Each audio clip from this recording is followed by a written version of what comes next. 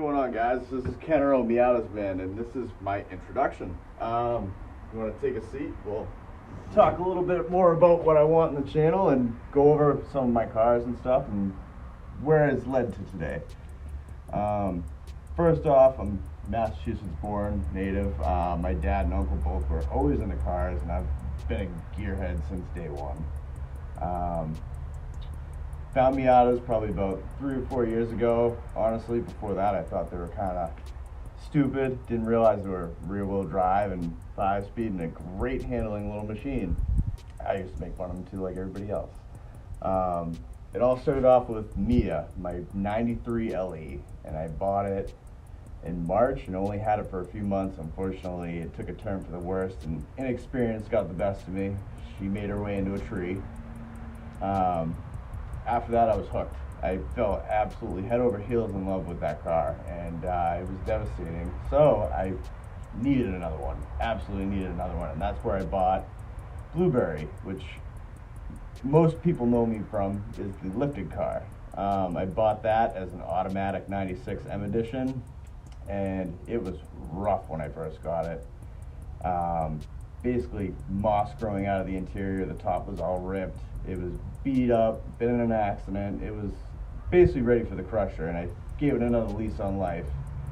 Put a lift kit in it, everybody loved it. And in that time frame of owning the lifted car, I had come across another car which I call a chicken bone.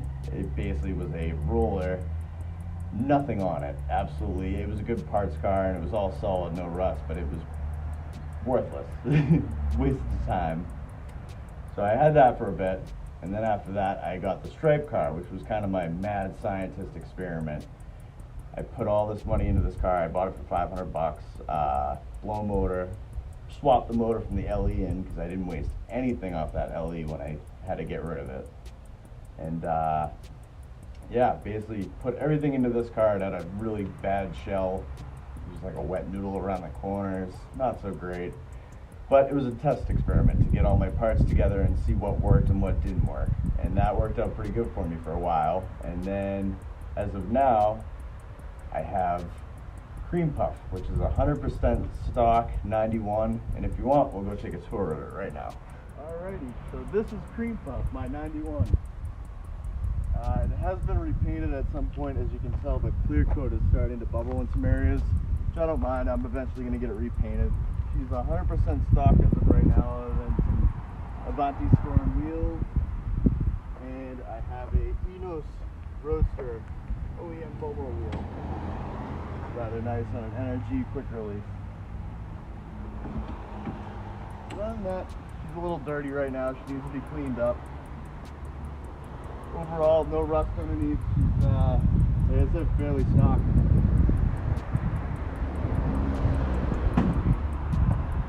Car came with a 1.6.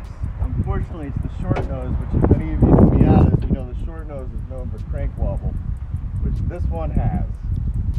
So for now, the motor stays the way it is, and I'm enjoying it until the winter time when it goes full crazy build. But overall, I mean, there's a little rust in here, and a little bit by the battery tray, but otherwise she's very clean. It's a Georgia car. Gonna have the pop-ups. So now that you've seen Cream Puff, I figure I should probably give some details to the channel. I want to do a lot of DIY stuff for the common Miata owner, with also some really good parts thrown in there. Some real quality stuff that most people dream of owning in their car.